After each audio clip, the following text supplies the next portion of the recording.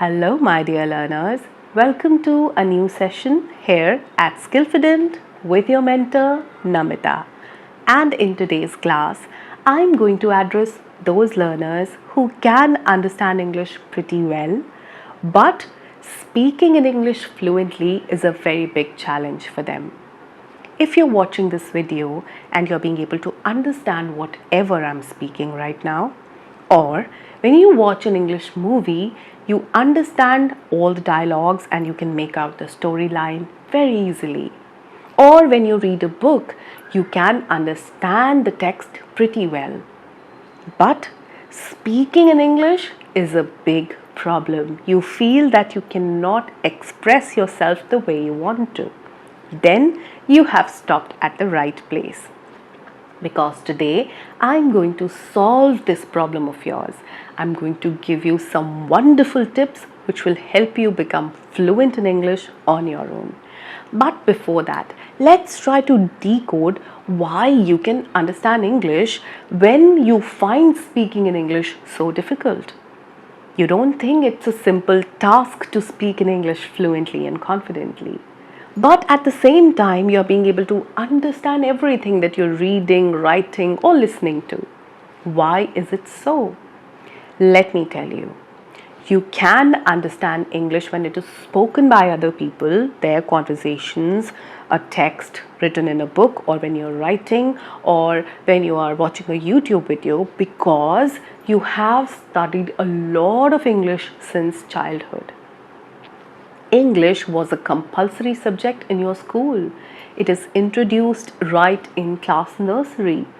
They introduced alphabets first and then they made you form small words and then bigger words, then sentences, then whole essays.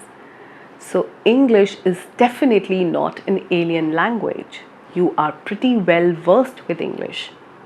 Apart from English as a subject, there were other subjects. If you were from English medium, then rest of your subjects were also in English. You would learn, you would read, you would write everything in English.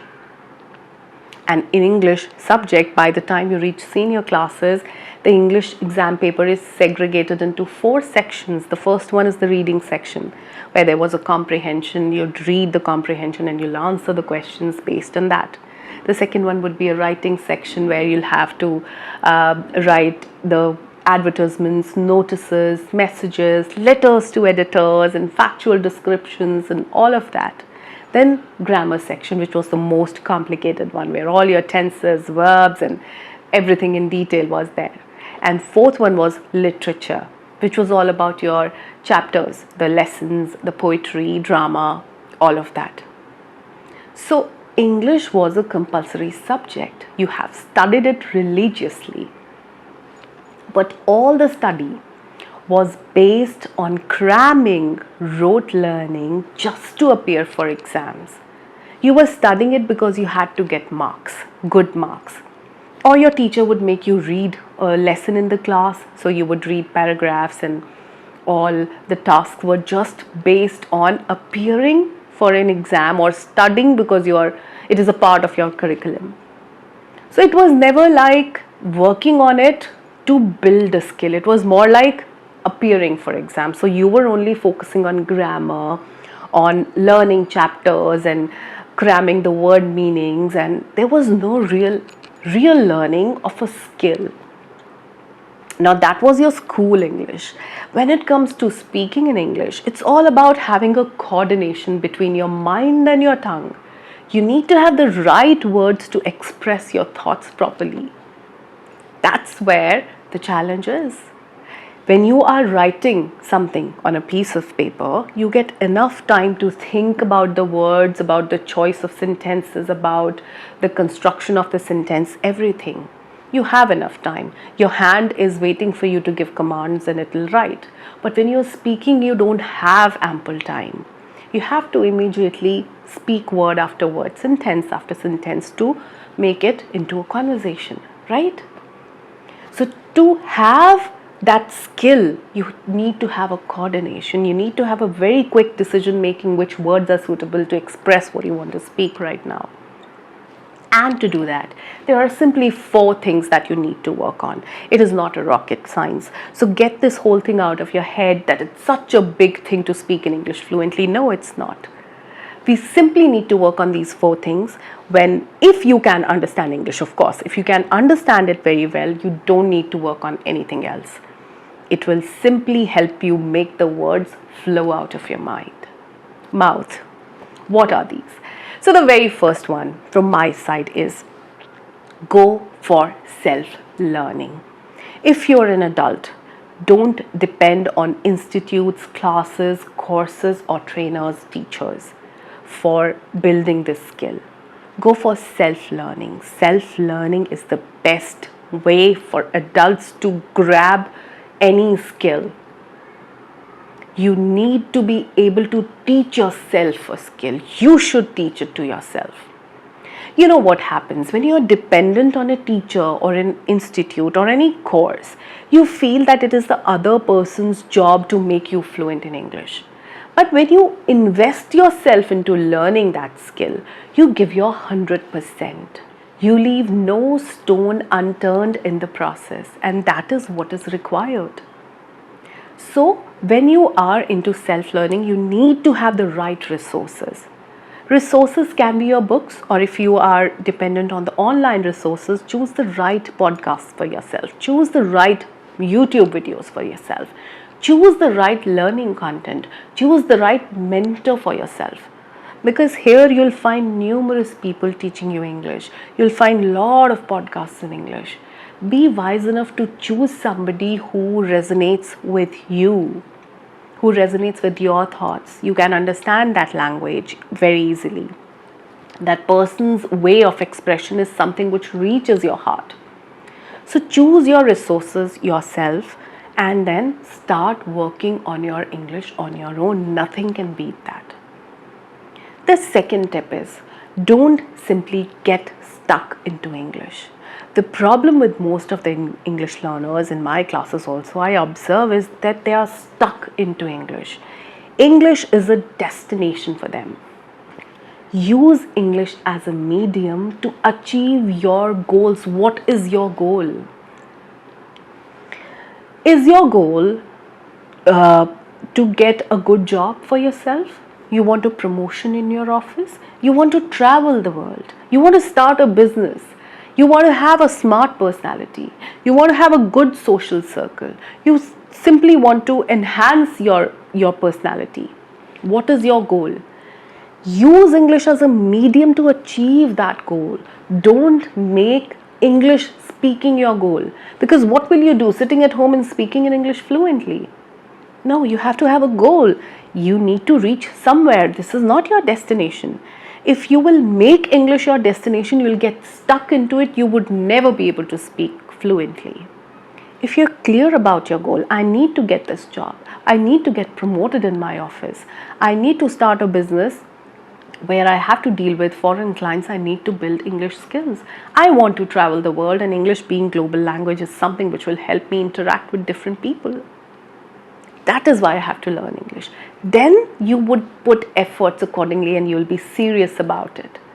Don't get stuck into English. Don't make English your destination. Just use it as a path to walk on to ultimately reach your goals and achieve them. All right?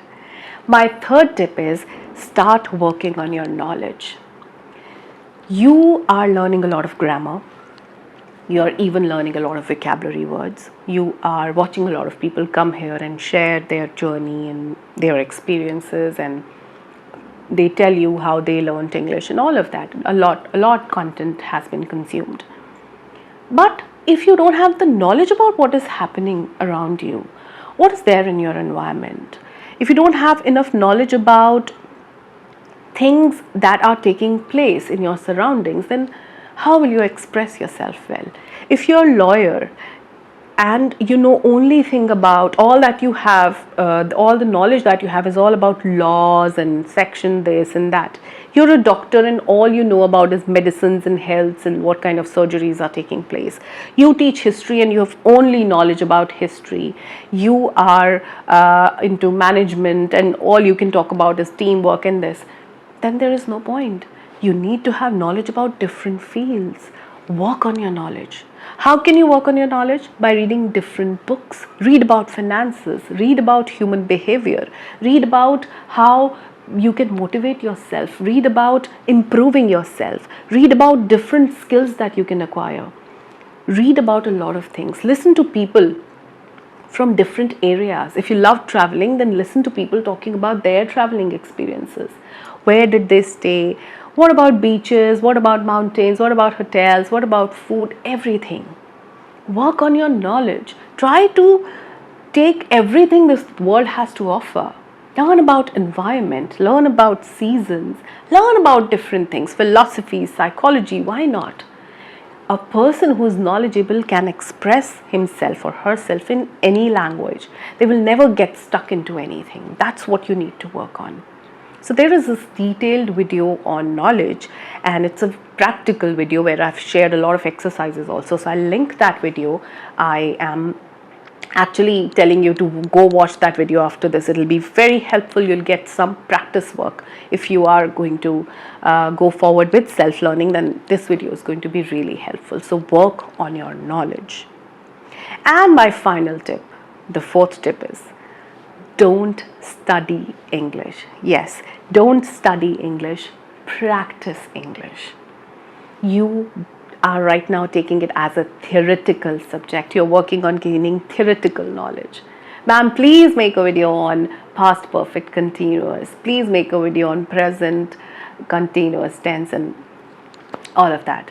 3 form of verbs and gerunds, and it is an endless field.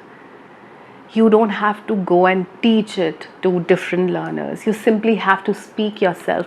Your aim is to express yourself well in English. Don't get into studying English as a subject. Practice it as a skill. So speak as much as you can. Speak in English every single day. Give yourself situations, give yourself chances where you can speak in English. So practice English, don't study English. Studying English will confuse you further. It will become a very big problem that needs to be solved, and you'll ultimately quit. Instead, practice English, go for more practical ways, give yourself different scenarios to speak in English every single day. And then within 2 months, you'll be able to express yourself well, and then one more month, buffer month for polishing it, and then you'll be fluent. It is not a very big journey, not at all. What I have experienced with my learners during my sessions also, some of them are like, okay, you've given me homework, I've done it, and that's it. Some of them actually go get resources. They would do some extra study. Ma'am, can I talk about it? I found this. Can you tell me more about this book, and all of that. The learners who believe in self-learning, they benefit the most with the mentor's guidance. If you're completely dependent on one person, it won't happen. On one course, no. You have to believe in yourself. This is something which you can do yourself. So have that faith that you would be able to do it. You'll go for self-learning. You'll work on enhancing your knowledge by going through different resources. And at the same time, if you're not getting stuck in English, you're using it as a medium to achieve your goals, and you're not studying it, you are making it a practice work for yourself, then nothing and no one can stop you from becoming fluent in English. So that was all about becoming fluent in English if you can understand English already. It is a very simple thing for you. Just a few months and you'll be fluent. If you found this video helpful, then like this video and consider subscribing to the channel, and leave me a comment letting me know from when are you starting your journey of self-learning. I'll wait for your comments and always respond to every comment, you know that. I'll see you in my next video. Till then, take care of yourself, keep practicing your English. Bye-bye for now.